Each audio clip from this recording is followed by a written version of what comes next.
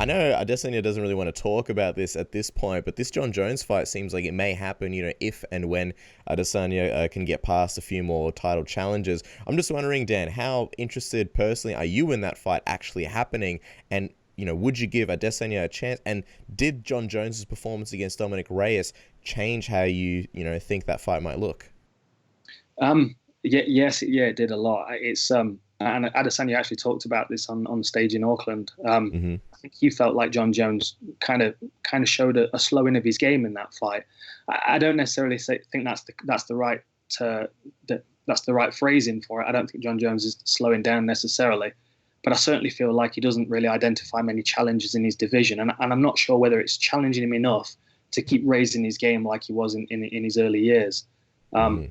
I think maybe Adesanya stepping up as a real challenge, a real threat would kind of, what was it that Jon Jones kept saying, which was really weird, tickle his pickle or something. I think yeah. I think it might be the right thing to get him really fired up and ready for a fight. But I absolutely give Adesanya a chance in that. If we see the Jon Jones that we've seen in the last couple of fights, that he doesn't seem as confident as he used to be. Doesn't seem as confident in throwing his hands like he used to. I mean, like you think about back to his Rashad Evans fight or his Teixeira fight, where he's just stepping into the breach with elbows and just smashing people up.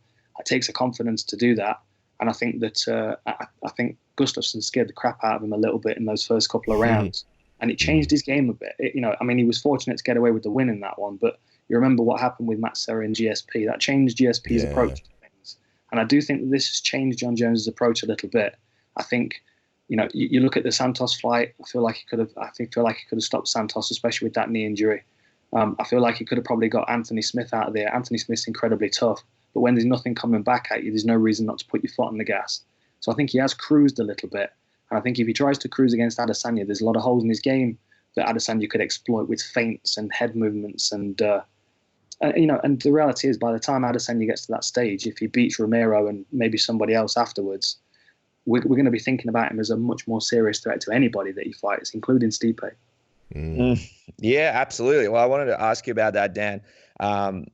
Eugene Behrman on the program speaking about the fact that he wants to hop over Jon Jones and go up to heavyweight and fight a guy like Stipe. Israel's always done that throughout his career in kickboxing, go up weight classes. It's what they believe in at City Kickboxing, defeating the division and then moving up to greater challenges. So from your perspective, when you hear Coach Eugene Behrman talk about a potential Stipe Israel Adesanya fight, and a lot of people are very critical about this, is this something that sounds realistic to you? Israel going in there and dethroning, one of the most successful sort of UFC heavyweights in quite some time? I think there's a bit of mind games being played, if I'm honest. I think that Adesanya would absolutely take that fight, and he would like that challenge at some point in his future. But as of right now, there's no point in stepping up to fight Stipe. The middleweight division's still got a few guys in it they can fight, and I think it was kind of a poke at Jon Jones. Like, well, you keep talking about going up and fighting Stipe. And Jones is a legit heavyweight when he decides to be. When he steps up to heavyweight, he's going to be bigger than most guys in there anyway. Whereas Adesanya, it's more of a challenge because he's not as big as Jon Jones. He's certainly not as big as Stipe. So I think that he's a bit of teasing of Jon Jones. I think they're maybe trying to smoke him out, see if he actually will go up to heavyweight. And the benefit goes two ways. I mean, if he steps up to heavyweight, that's going to add muscle onto the frame of Jon Jones, which will slow him down, which suits Adesanya, even if he comes back down to light heavyweight. It also sees how he does at heavyweight in comparison to Stipe, who's, Jon Jones has not got too dissimilar style to Adesanya in a lot of ways, the way that he fights, uses range. So I think that there's lessons to be learned if he does step up and fight Stipe. And it also opens up the light heavyweight division. If he convinces Jones to step up and fight Stipe, that light heavyweight belt is up for grabs.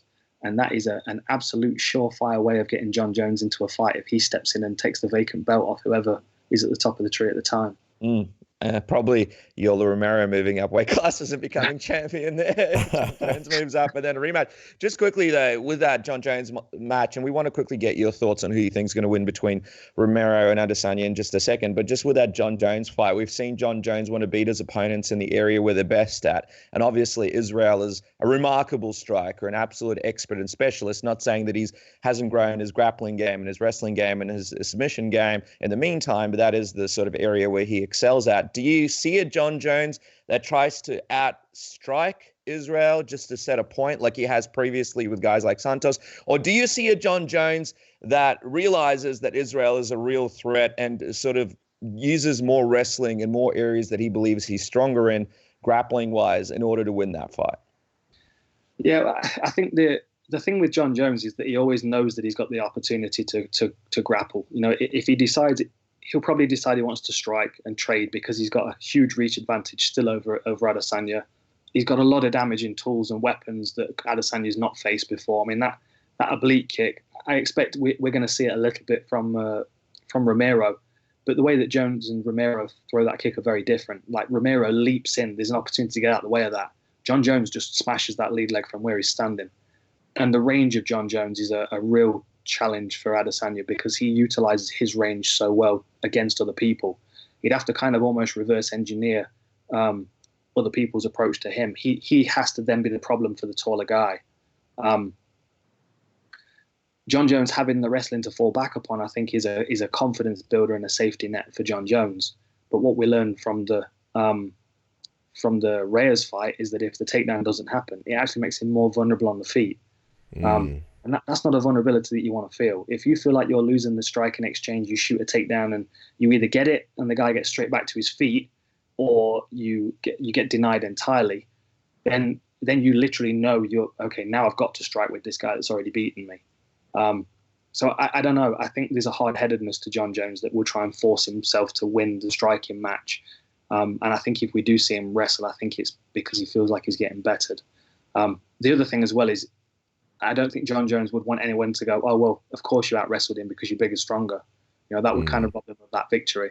Knocking him out clean at range with one punch would be beating Adesanya at his game. And I think that's really what Jon Jones would want to do if the opportunity ever arose.